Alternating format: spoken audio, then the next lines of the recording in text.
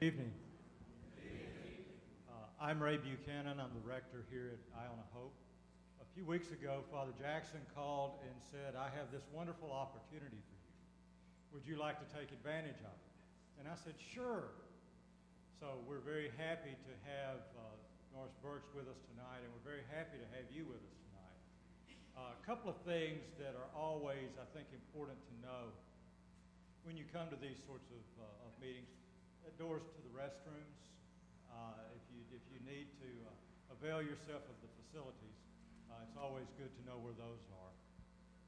The second is that as we advertise, there is something of a free will offering.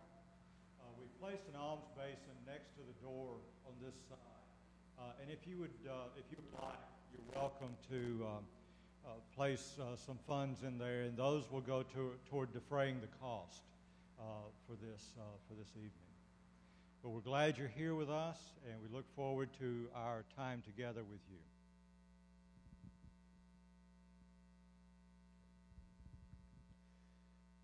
Thank you, Father Ray. I'm David Jackson from All Souls, and thank you for letting us come here tonight. Thank you for opening the doors to this wonderful, wonderful sanctuary. We're delighted to be here. I have known Norris for a number of years now. 7 or 8 years. Yeah, before he went to Iraq, anyway. And despite that, we're still speaking to one another. I mean, we're doing pretty well. A couple of things about Norris you might not know automatically. One, he served as a chaplain in the Air Force and then the Air National Guard for, 28 years. So much of what we're going to hear tonight comes from that period of his life. He's been a chaplain in many places and now in hospice too, and working as a hospice chaplain. So a huge breadth of experience as a chaplain and a huge breadth of experience as a pastor. So we're delighted to welcome him for those things. A couple of other things. He told me when he went to Baylor to do his undergraduate, he did a joint degree in religion and journalism. And I couldn't believe it. How could you possibly have journalism and religion? I had to visualize the headquarters of these two enclaves at opposite ends of the campus. And indeed, apparently they were. He ran. And he still does. And yesterday he ran about 11 miles. And that, my brothers and sisters, is why we have a stool. And with no more ado, let me introduce with the greatest of pleasure, Pastor Norris Burkes.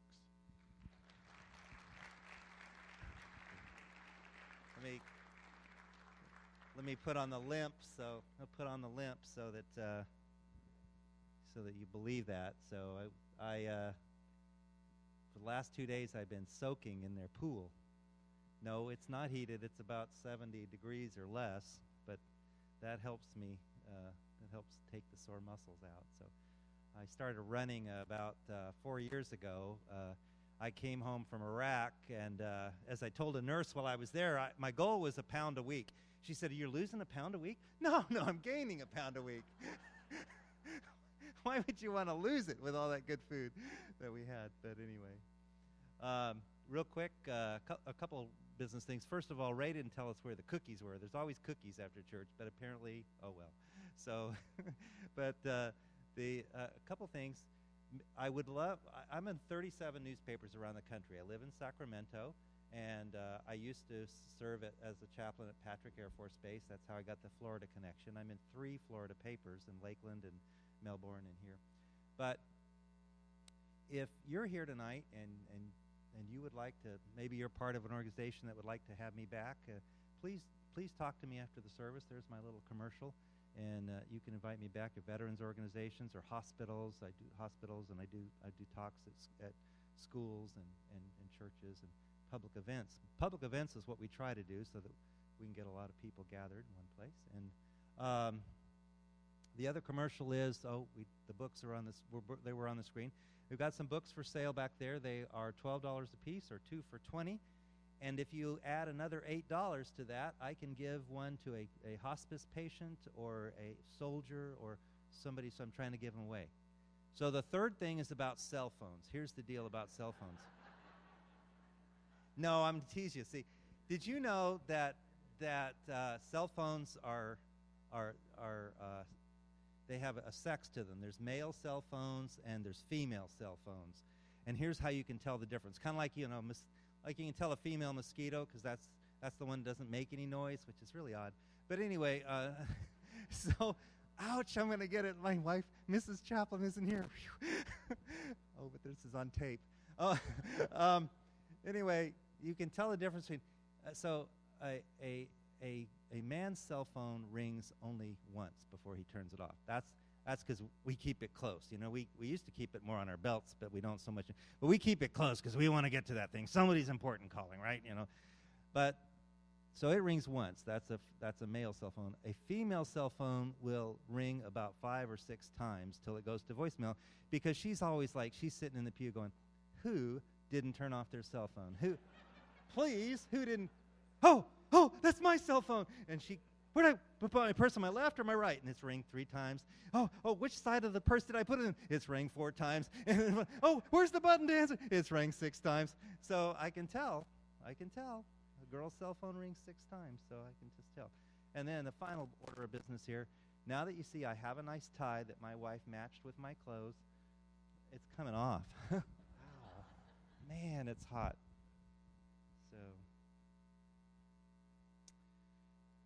So we're going to talk about maybe 40 minutes, and then we'll have time to maybe a few questions and some books, and we'll have a little bit of time. You guys you've read several of my columns, I think, enough to know I have a bit of a sense of humor. I try to bring that apart in my columns, and I think humor communicates with people. Tonight I'm done being funny. That's the last joke because tonight's one of my more serious talks, and I want to share with you some things that. So David mentioned that I was in the Air Force I was active duty for 8 years, and I finished that active duty life not Travis. I started my reservist at Travis, but finished over here at Patrick Air Force Base, right? So. What's it like being an Air Force chaplain? I'm going to tell you. Air Force chaplains are pretty much just like pastors. In the Air Force, the model is pastoral work in a parish. So I did everything your pastors do, from budget meetings to vacation Bible school to ordering Sunday school material to planning meetings and all of that sort. Except for the occasional phone call that I answered that your pastor didn't get. You're going to Saudi Arabia. You're going to Iraq. Okay.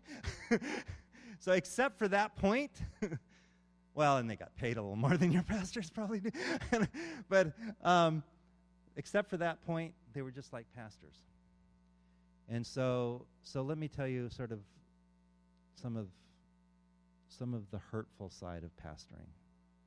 The hurtful side of that sometimes is that we work closely with other ministers, and particularly in the Air Force when you even come from other denominations and other premises and other theologies. And I'm a Baptist chaplain, and I got to work next to an Episcopal I mean a Lutheran, yeah. And so sometimes things, you have disagreements, you have hurts, you have. It's in many ways during the week, it's an office, it's a business that's running. And so sometimes you have hurts. So in 1999, or 1997 to 1999, I was stationed with a Floridian Lutheran, and there's a point to me telling you he's from Florida, in Turkey. And we wore civilian clothes to work every day. We were chaplains, and so something about it started to go sour. Something about it started to feel like we were enemies. At first, it felt like he was going to be my best friend in all the world, and I was actually counting on that. At first, it felt like, wow, this is going to be my new best friend. In the military, we call new best friends, that's the people that are going to replace you at your new assignment. But he wasn't there to replace me, he was actually there to help me. I had served the whole first year by myself, and he is coming. So I thought he was going to be my new best friend. And, but here's the deal.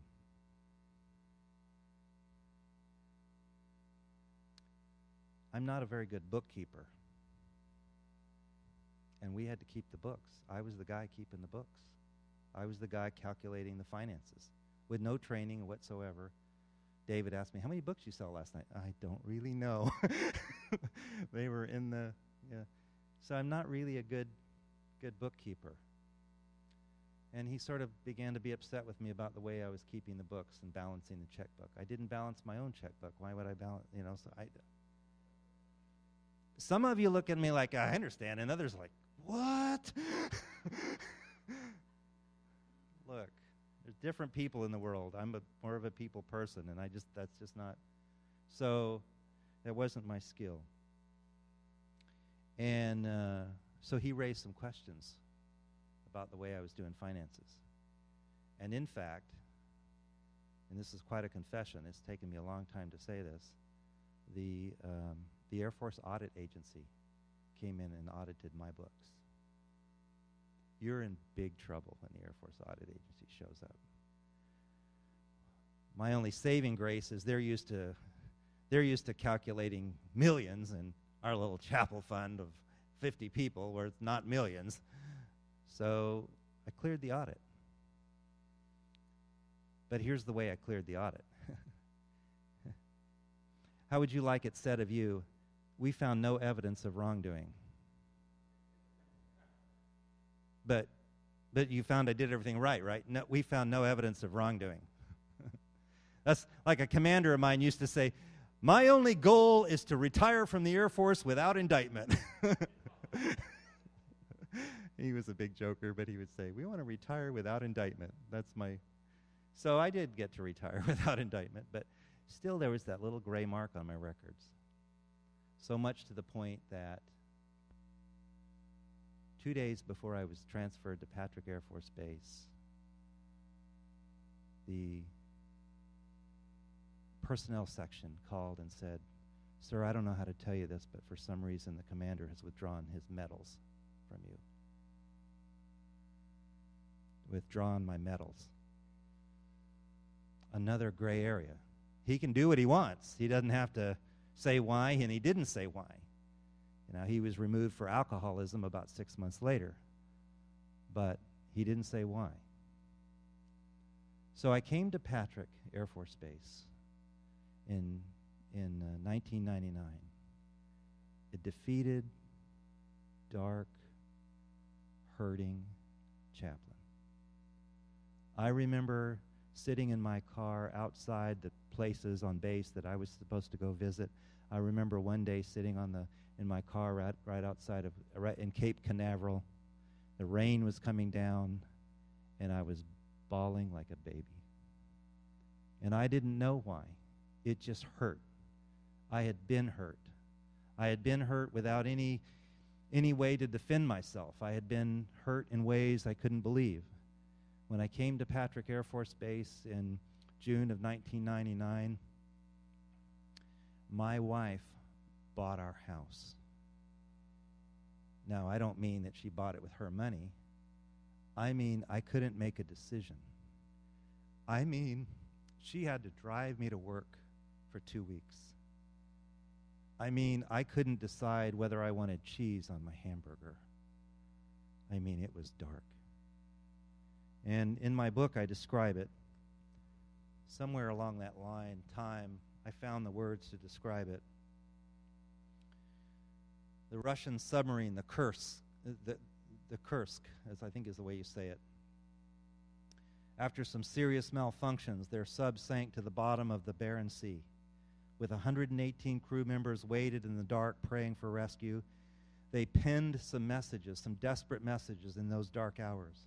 They spent their last gulps of air praying a kind of doublespeak, a doublespeak that said maybe death would overtake them, and the end would be swift. But at the same time, God save us, but may the end be swift. And through personal experience, I can tell you about that kind of depression. I can tell you how it grips your soul, how you're feeling like the men in that boat, believing the whole time in rescue, yet at the same time believing in hopelessness. The fright became not so much about dying as it did the terrifying thought that this would be my miserable existence. Even so-called mild depression can seem like a thick fog, hiding the formidable presence of the unknown. Like fog, depression swallows something in its path, menacingly implying that nothing exists it cannot swallow. It will lie to you till it will tell you there will be no more sun. Like a tule curtain sweeping across the horizon, it attempts to transform the relevant into shapeless voids. And that's the way I felt. In this book, I describe a little bit about what happened and how I sort of shook it for the most part. And it was a great, my father-in-law came to visit us. He's a pastor, and we did a kind of a ritual, and there was a prayer that I prayed, and I kind of shook it and got back into ministry, but still there was something following me. And I'm telling you, for 10 years, there wasn't a week that went by, not 1 week, that I wasn't somewhere back in the fog for a moment.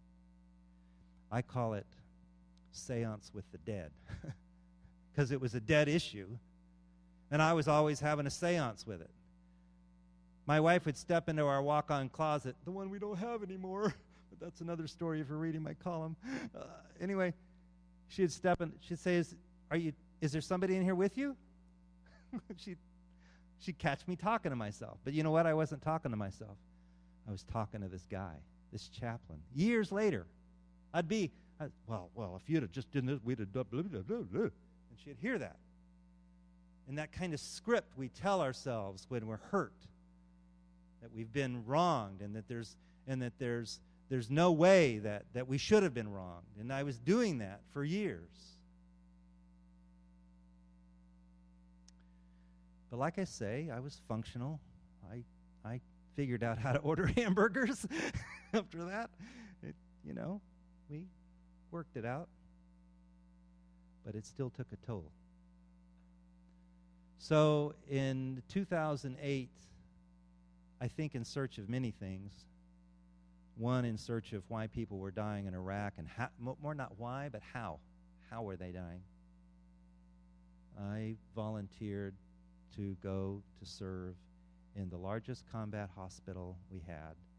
They wanted a hospital-trained chaplain, the way I was trained, to come and be the chaplain at Balad Air Base. And let me show you a picture of it. This is just coming in from the airfield, and this is looking down on a city, a base called Balad Air Base, or used to be called before us, now I can't say it. Anyway, Anaconda, something like that. But anyway, it was Balad Air Base. It's 60 miles northwest of Balad, of Baghdad. Thank you. I was looking for. So there were 25,000 people there. We were in a rear echelon base. That's what you called. And if you serve in a rear echelon base, the combat soldiers that are up where the bullets are flying, they call you a RIMF. That's a rear echelon, and I'll let you figure out what MF stands for. So I'm just keeping it real here. So I just want you to know, no, the bullets weren't flying, and I was back here fairly protected. I did spend a few Sunday nights on the floor of the chapel as indiscriminate. We got what they call indirect mortar fire, where they just aim and shoot and hope it hits something. So, it'll really do something to you as a pastor if every time you preach, people start bombing you. And that's what happened to me when I was in Balad. But anyway, So I served there, but I volunteered to be the hospital. Next slide there. So, next slide. Okay, so here you can see the outer picture of the hospital. And I served in those walls there, and I'd jog around every once in a while but I kept eating my food, so I'd gain that pound a week. But anyway, that's a pretty big area right in there, and you can, just to the left there, that slide where those cars are parked was where, or I'm sorry, not to the left, sorry, right in the foreground where the crosses are, that's where our helicopters would land, bringing our wounded. So, next slide. And so every once in a while, we would hear the words. We would be in the hospital hearing the words, and we'd hear the words, trauma call, trauma call, trauma call times 8, times 5, times 2, whatever came in. So I want you to picture, it's described in my book, but I want you to picture one Easter Sunday morning when we were doing a sunrise service. And I don't think anybody here has ever started a sunrise service with the words, should we be bombed during this during this service? The shelter is over here and over there and over. He pointed out the restrooms. What would you have thought if he said, and the shelters are right over here? So that's the way we started. And so we were in this city, and we were starting there. We were in a coliseum of sort, and we were starting our Easter sunrise service. And I was the hospital chaplain. You know what that meant? That meant I got to be in the pew. I let someone else preach and do all that. I just got to be in the pew. So I was sitting in the pew and listening. And suddenly, this Easter chorus of pagers started interrupting our singing, sounding like backup signals of 24 trucks. This electronic leash jerked us back from out of the stony bleachers we were sitting in. And all the medical people in this coliseum started exiting the place to get back to the hospital. I like to say apparently the enemy hadn't seen that our PowerPoint illustrating that Easter day was a down day. So within a few minutes, most of us were inside of this hospital, and we were watching the helicopters land. And next slide. And they were coming in think of this like a carport. Yeah, you could have seen it in last. Think of this like a carport. Right out of the helicopters are parked in the back, and they're coming right through to the hospital. And this is called Heroes Highway, which is why I named the book Heroes Highway. You can see it up there, those words. And 98% of our soldiers that saw those words, Heroes Highway, made it home. Made it home. Because these guys that I served with were heroes. So within a few minutes, most of us had the hospital in sight, and stretcher bearers waited for the medevac helicopters, and inside the ER, a full trauma team attended our first patient. Next slide. So here I am waiting to be called. They are tending medically to the patients first, and they would call me if, first of all, someone asked for me, or they would call me if the patient was stable enough that I could, because they knew I had to talk to them. That was part of my job, and so I was waiting. So second slide. Next slide. Okay. And here we have this trauma call on Easter Sunday. There are 4 patients that had come in that day. In trauma bed 1, I could see a lady named Victoria. Victoria was a dark-haired woman who looked like she was still having trouble finding 5'2". When I looked below her acneed face, I saw these ripping muscles that suggested as much strength in her body as she had strength in her character. And technicians had cut away her burnt uniform, and our doting ophthalmologist would work to kind of remove some shrapnel from her eye and from her forehead. And Victoria had this complex fracture also in her left hand, but she seemed like she was mostly doing okay. But what she was screaming to us, what she was screaming to them in that very picture, I couldn't save him. I couldn't save him. He's dead, isn't he? He's dead. Who? Asked someone. Sergeant Mancato, I said. I should have saved him. I'm a medic. The attending nurse injected Montenegro with some painkillers, even as she described the incident for which, these are the real names, by the way. I use the real names in the lecture, but they're not real in the book. But so she would describe an incident for which she would later receive an Army Commendation Medal, complete with V for Valor. She had been a ride-along guest on a mission. She was a medic. And when her vehicle was hit with an EFP, you didn't hear that then, and I don't think you hear it now, an EFP. What is that? That is standing for an explosively formed projectile. It's better than an IED because it shoots molten metal up straight through the floor. It's intended to decapitate. It's intended to take off limbs. It's intended to do damage to people so that it affects our morale. Well, the EFP did what it was designed to do. It tore through the armored vehicle, and in the moments that followed the blast, the half-blinded Montenegro grabbed her medical kit. And she felt her way through the twisted hot metal to find her team leader, Sergeant Raul Mancato. And what she couldn't find was Mancato's left leg, amputated just below the hip for the explosion. Barehanded and half-blind, she reached past this twisted pelvic anatomy into this tangled weave of muscle and bone and ligaments until she reached her destination, which was Mancato's femoral artery. Warm life drenched her hands until she finally pinched the artery closed, counting each beat she felt in her fingers. Now, if you have seen the movie Black Hawk Down, there is a scene in the movie just like that, where the medic is reaching up, pinching the femoral artery. In the movie, just like in this moment, you can keep that person alive as long as you can hold that artery closed.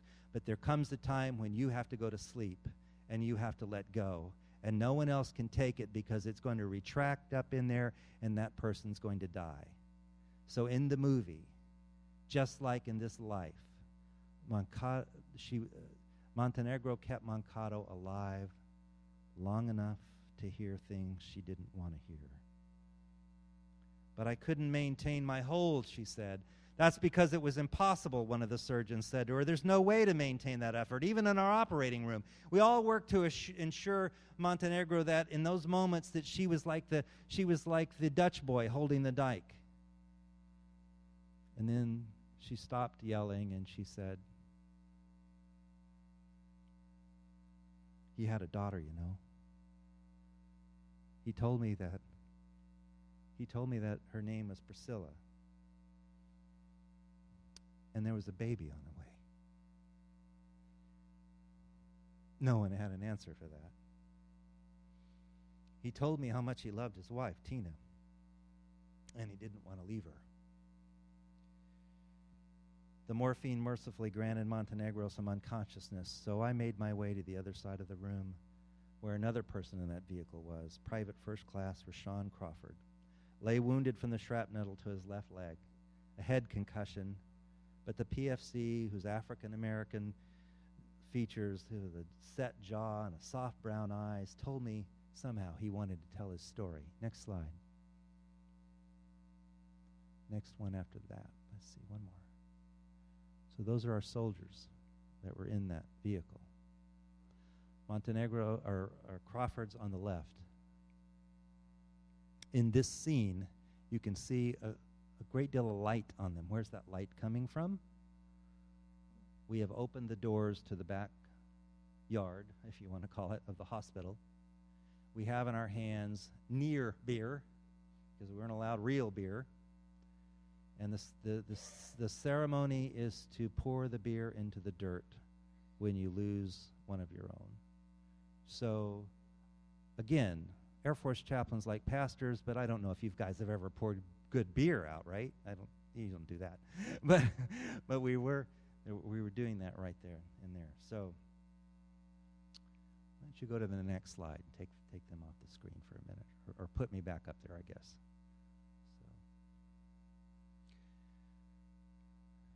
So I said, hi, Private. My tone shifted to this one that I usually use for my fevered teen. And I said, I'm Chaplain Burkes. Crawford didn't say anything to me at first, and I wondered if he might be the kind of patient that assumes so often that the chaplain isn't the chaplain, he's the Grim Reaper, and if he's come to see you, things are bad. And I told him, I said, you don't have to talk, I said, but he did want to talk. And he said to me, we shouldn't have been on that road. His words rolled over mine, so I stood still and I waited for more. Montenegro tried to help our sergeant, but she was hurt so badly that another squad had to drag her out. I didn't think Mankato made it. His concussion felt concussive. All I knew, I said, he asked me if I knew where his sergeant was. I said, all I know is that there are 3 of you here. Maybe Mankato is somewhere else. He was, of course, somewhere else. He was in our morgue. And he said, he upped the verbal ante, and he said, what's the purpose in all this, Chaplain? What's the purpose in all this? I took a deep breath. I sunk my chin into my chest, a self-conscious effort to appear sort of thoughtful. And I didn't feel like giving him that hearts and minds speech that we'd gotten so much of the time advocating the liberation of Iraq. Besides, I wasn't sure if I believed that myself anymore after 4 months there. He persisted with the question, why are they doing this? These people don't want us here. I remember sort of checking my own spiritual pockets the way absent-minded people pat pockets looking for something. My spiritual pockets felt empty. I flushed at the thought that Crawford had somehow caught me in an unministerial moment, a moment without any answers. And I heard the bespectacled radiologist say, sorry, Chaplain, we got to get our patient MRI. Oh, good. So as he rolled off, Crawford said, Chaplain, will you come back? Sure, I'll come back. A few minutes or hour went by, and I came back to stall number 7 where they had pulled a curtain. They had pulled the curtain completely closed to give him some privacy. And the one thing we do, chaplains do in the hospital, we do a sort of mock knock. We say, knock, knock, so that they know we're out there, and they're granting us permission to come in. And I said, knock, knock, and there was this pause, and I didn't know what was going on. And I said, knock, knock again. I said, it's the chaplain. He said, come in. And I slid the curtain across the ceiling tracks, and I saw him staring at the wall opposite from me, not even looking at me. And I said, hey, Private, and he answered with this slow rotation of his head toward me. Bloody scratches darkened his reddened complexion, and when he opened his eyes, he said to me, are you the chaplain? He hadn't remembered me from an hour before. He said, oh, yeah, you are. He said, could you bring me a Bible? I could do that. That was easy. I could bring him a Bible, right? I said, sure. He said, I lost mine in the Bible, or in the blast. I said, sure, Private, I can bring you a Bible, no problem. I said, what else can I do? Look, there's a part of me that needed his answer to be, nothing else, just a Bible, please. I wanted that to be his answer. He said, I want you to pray, Chaplain. The lilt in his voice implied this incomplete thought, incomplete sentence, as if he wanted to say, I have been praying ever since I was hit, and now it's your turn. So I have this question I ask people in the hospital, and you may find it kind of dumb, because why would I ask them, what is it you'd like me to pray? Because I don't assume they want me to pray for them, particularly soldiers. They often will say, most often they will say, pray for the other guys that were in the squad. Pray for Mankato's family. Pray.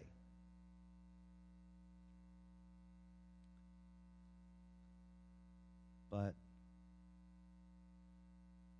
that wasn't what he wanted me to pray for. he said, Chaplain, could you pray that the people who did this will soon understand that we are there to help them and to make their country better?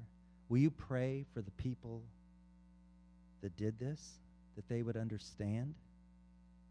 He must have seen my neck stiffen a little bit, but I managed to promise him, sure, I'll do that. After all, the Bible does say, pray for your enemies, right? Yes, Chaplain, it does. And there was this long pause. But it says more, doesn't it? More? It says more? Yes. It says we have to forgive. I need you to pray that God would forgive the insurgents that did this. I'm sorry, pray for a moment I stood there wondering what my expressions were telling him, and I had to sort of remind myself, stay focused, exude conviction, be ministerial, radiate certainty, right? Those are the tapes that are playing in your head. But I felt lost in this space, this clinical space, where I had presumed myself to sort of be this accomplished navigator that knew what he was talking about all the time. I tried to hold my professional ground. So I asked one other question I like to ask. Now, this does sound very ministerial. I said, Sergeant Crawford, what would that prayer sound like? I wanted him to furnish some words, which is good clinical practice to get them to say more. He said, use that prayer Jesus prayed. Which prayer? You know, that prayer he prayed on the cross. I paused, trapped in the simplicity of the request. Like a muscle man pulling hand over hand on my own rescue rope. But his request dragged my faith out of this hole where it had been trapped. And he said, you know, that prayer, it was Easter, by the way. Father, forgive them, for they know not what they do. Of course I knew. It was the prayer that Jesus prayed as he too bled out. But he wasn't praying for himself. He prayed for that mob that unjustly crucified him. As I said a few minutes ago, in wartime hospitals, it's heroically common for soldiers with missing limbs even, or ghastly wounds, to beg the doctors to take care of their buddies first. They commonly ask the chaplain to pray for their battle buddies, but Crawford was asking me to pray for the people that did this to him and that had taken away that father of that unborn child. I said, I think that's a great prayer. Still, I felt confused. Was I placating his shock or mine?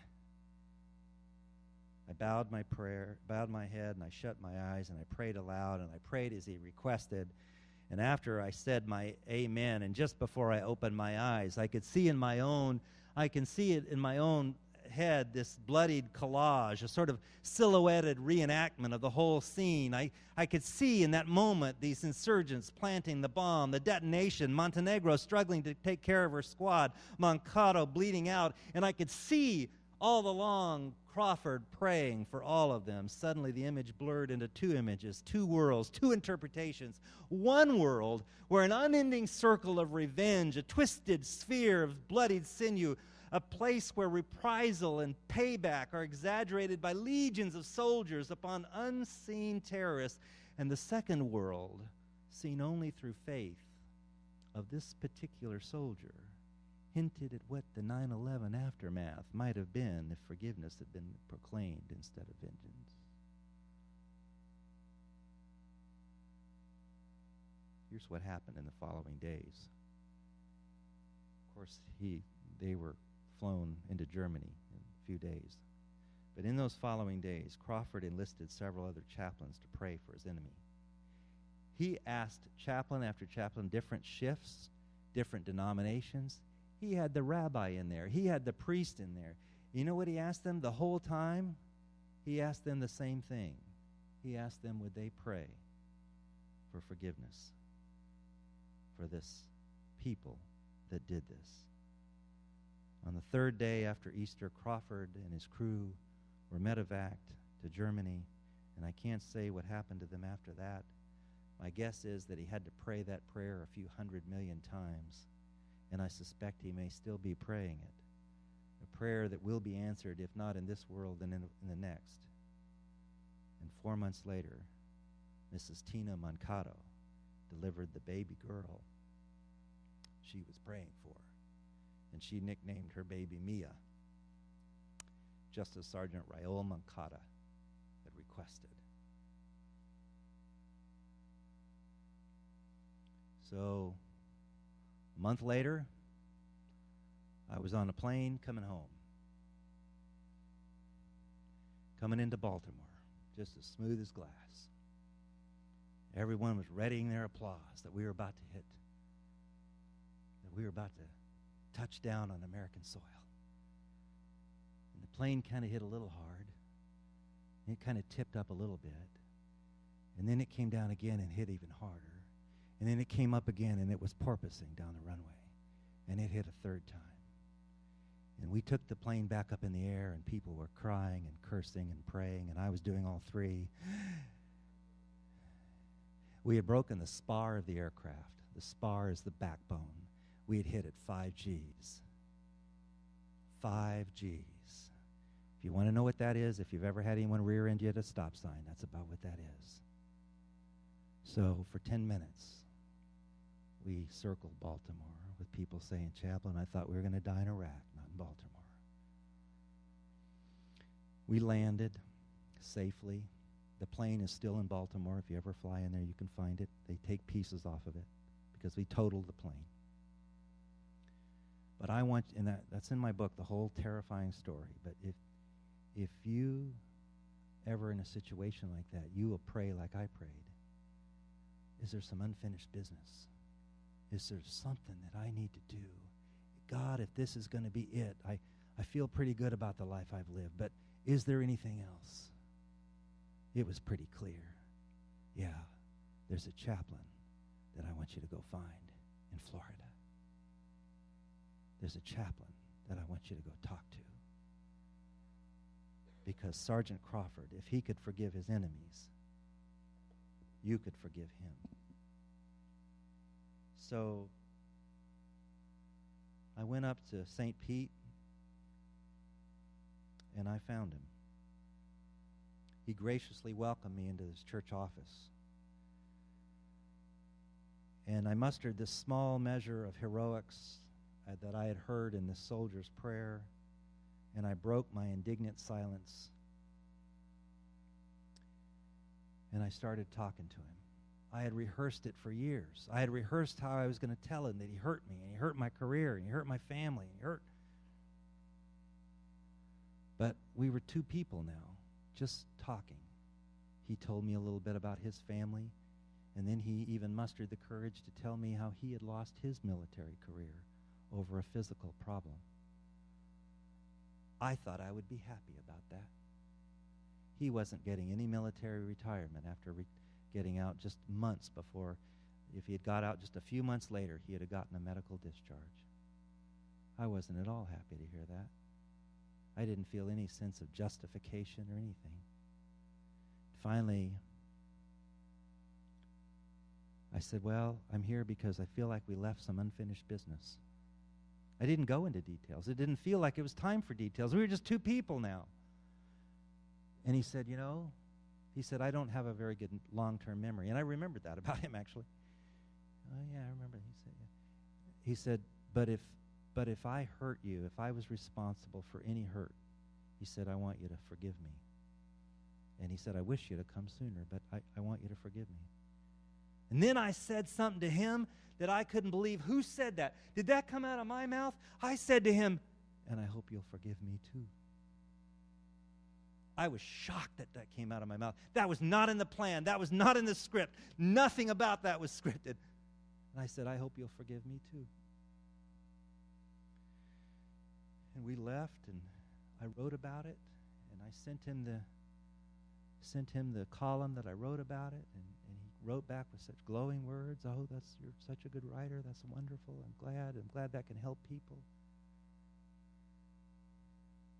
But here's the deal.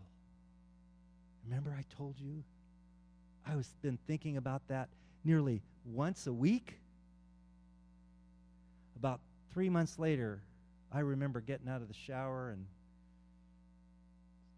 coming into the bedroom, talking to my wife. I said, you know, I was in the shower and I realized I haven't thought about Greg in months. It's gone. It's gone. This thing that haunted me for years, it's not there anymore. I don't have any more weight. I've told you a few very personal things, but the most shameful thing that I can confess to you is that I held that for 10 years. Can you think of the toll that had on my family? Can you think of the toll that had on my ministry? I like to think I was back to normal. No, not if you're thinking about something that much. Well,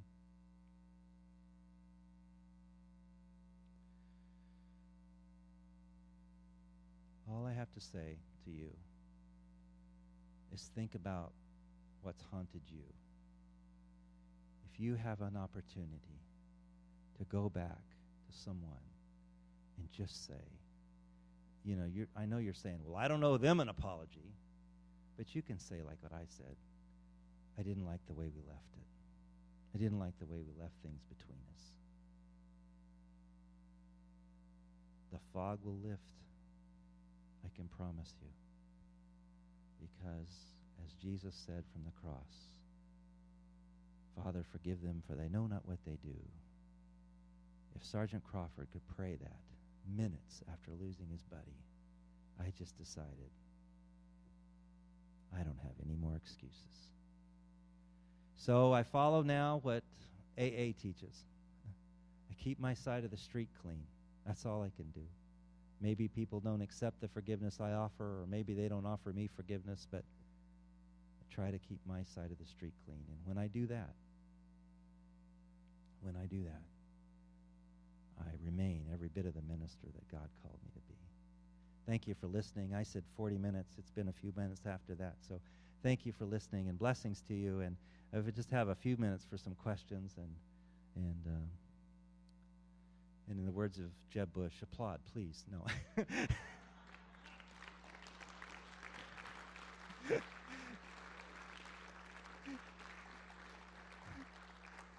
It does break the tension, right? You know, it's like, oh.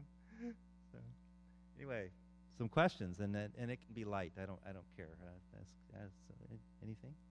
Some questions? Yes.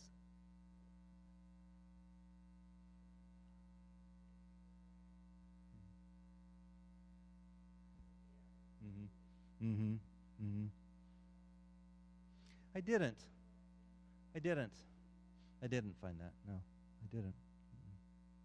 No. They served, and they, did. I'm hearing now a lot of talk about why are we letting it all go? Why did we take off and now we got to go back and do it again? So I'm hearing that. So yeah. Somebody else? Yes. So, oh yeah.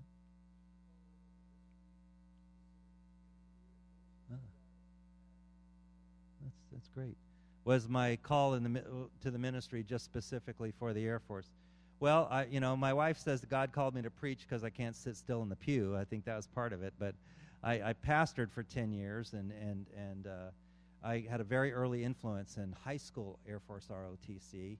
So I always had out the idea, even from high school, that somehow I would get into the Air Force, be a pilot, and then be a chaplain. So I couldn't be a pilot because of my eyes, so I'll be a navigator. Couldn't be a navigator because I couldn't recognize two pieces of what do you call that? The places on a map. So anyway, we took the Air Force officer qualifying test. I think I scored a 27. So anyway, somebody else. Yeah. Yes.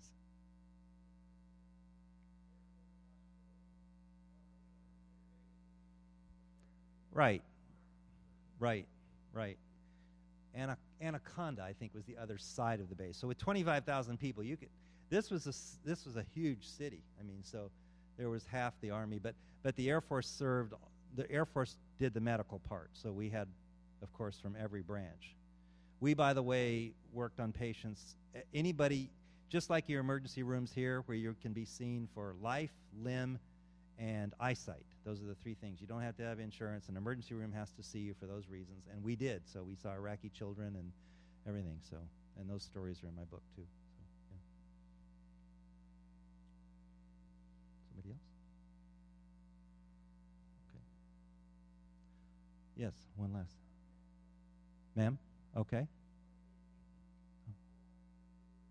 Oh, you're welcome. Oh, you're welcome. I'm glad you like them. And I'm even more glad when people say, I don't agree with everything you say, but I like this column this time. Good. I don't want you to agree with everything you say. So thank you. And just so you know, it would really be helpful if you told the editors that once in a while, because they did take me out for a while, and they just thought, no, they wouldn't get many complaints, you know. So, but they somehow, is the fella here that emailed me that he said I got on him for several months, and he finally got him. He said he'd be here, but anyway. But so yeah, tell your editors that you like the column. Yes.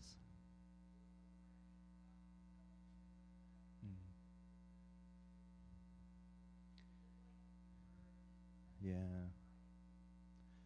All I can say is that it's really a hard thing to figure out.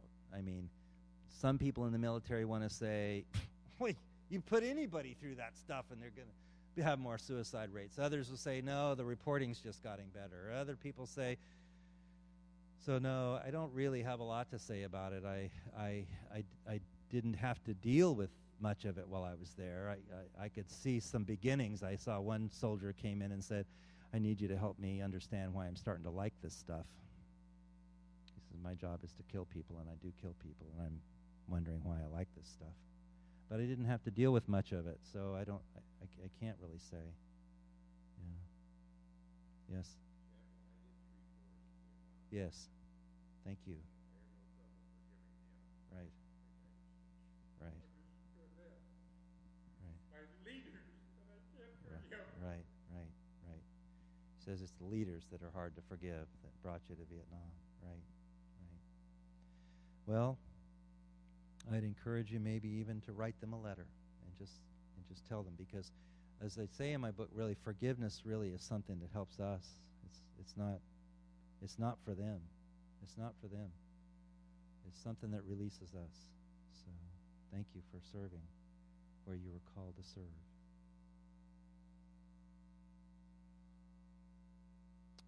One last question. Yeah? Anybody? One last question? Okay. All right. Okay, so I'm going to be back here selling these books, and like I said, they're for $12 a piece or 2 for $20. And if you'll add it, or you can donate one to a soldier or a patient. So a lot of people say, well, I already have your book. Well, would you like, for $8, I'll put one aside for a soldier or a patient. So I'd be happy to do that for you. All right. Is there anyone else that needs to say anything or close or so? All right, David. I don't know. Is there a benediction to put onto this? Or? That says it all. Thank you. Thank you.